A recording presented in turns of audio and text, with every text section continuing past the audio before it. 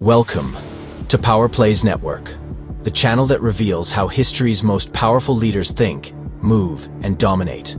We break down real strategies used by emperors, CEOs, and dictators, so you can apply them in your own life, business, and legacy. Learn the laws, or be ruled by them. She started as a low-ranking concubine, then became China's only female emperor in 3,000 years. How? She used seduction, manipulation, elimination, and the art of political warfare so brutal, even her enemies wrote it in fear.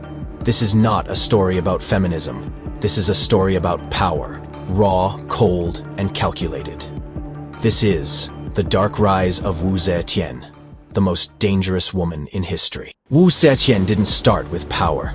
She wasn't born into royalty, nor did she inherit a vast empire.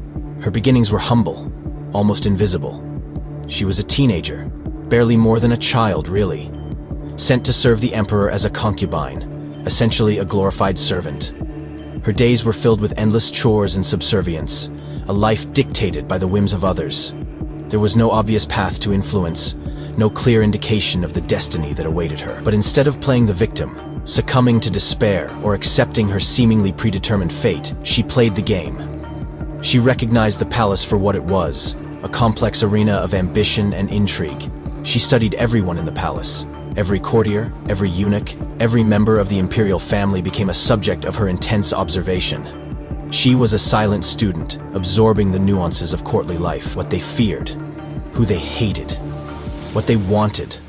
She understood that these desires and vulnerabilities were the keys to unlocking influence. Knowledge, she realized, was the ultimate weapon. She learned the real power wasn't in titles, it was in influence.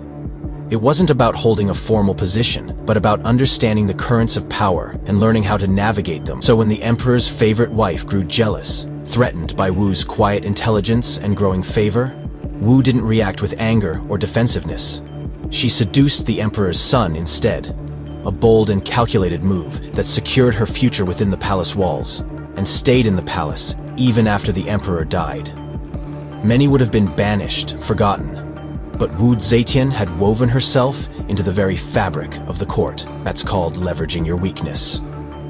Identifying your disadvantages and transforming them into sources of strength and ultimately control. Never underestimate your current position. Even from the lowest rung, you can climb. If you can't win with power, win with proximity. Get close to those who have it. Win with persuasion. Influence their decisions. And win with patience, waiting for the opportune moment to strike. Power lesson. Never underestimate your current position. If you can't win with power, win with proximity, persuasion, and patience. Wu's path to power was full of enemies. Concubines, ministers, advisors, and even family. She didn't confront them, she removed them. Rival consorts were falsely accused, tortured, or mysteriously disappeared. One of her own sons was allegedly poisoned. Advisors, who spoke against her, vanished. Wu mastered the art of quiet purges.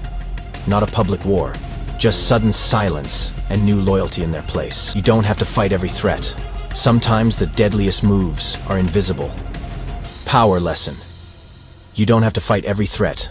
Sometimes the deadliest moves are invisible. Empress Wu Zetian understood a fundamental truth about power. History is written by those who wield it. Wu didn't wait to be remembered by others, or to be at the mercy of her detractors. She seized control of her own story, crafting a legacy that would resonate through the ages. She understood the power of belief, and how it could be harnessed to solidify her rule. She made Buddhism the state religion, elevating its status and aligning herself with its spiritual authority. And, in a move that shocked the Confucian establishment, declared herself a divine ruler, a living embodiment of Buddhist principles. To further cement her image and legacy, she embarked on an ambitious building program. She built magnificent temples, erected colossal statues of herself cast as the female Buddha, a powerful symbol of her unique position and spiritual authority. These weren't just acts of piety. They were strategic moves to shape public perception. Wu understood that controlling the present meant rewriting the past. She commissioned scholars to revise and reinterpret Confucian texts, subtly altering their message to support female leadership and justify her unprecedented reign. This was a bold and calculated move to legitimize her power in a society steeped in patriarchal traditions. She didn't just suggest or propose, she commanded. She turned propaganda into policy, transforming personal beliefs into the law of the land. She didn't waste time asking for permission or seeking approval. Instead, she acted with unwavering conviction, projecting an image of destiny fulfilled. Even her tombstone is blank, a silent testament to her unparalleled control. Why?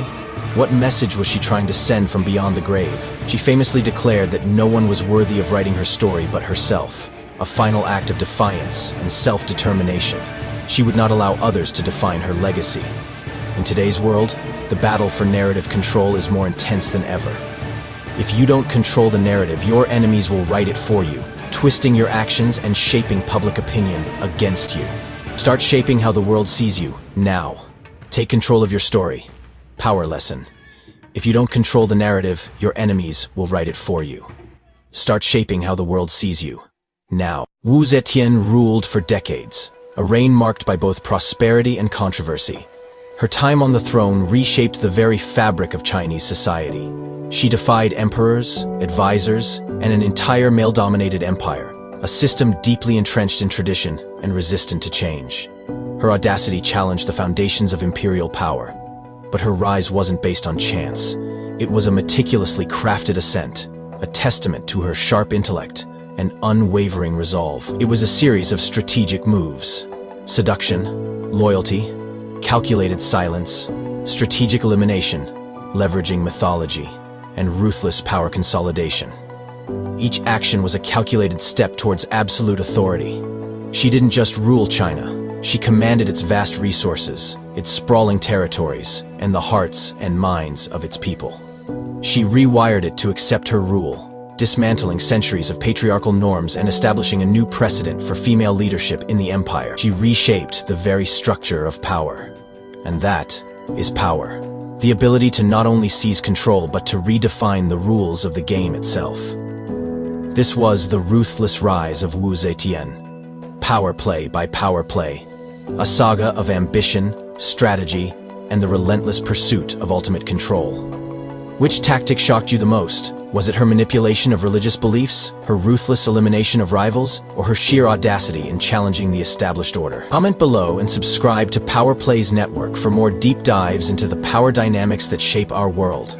Because in today's world, the game of power is still being played, albeit with different rules and on a different stage. You either learn power, understand its nuances, and master its strategies, or you're ruled by it, becoming a pawn in someone else's game, subject to their whims and ambition. This was the ruthless rise of Wu Zetian.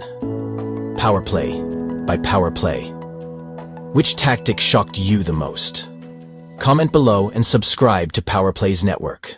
Because in today's world, you either learn power, or you're ruled by it.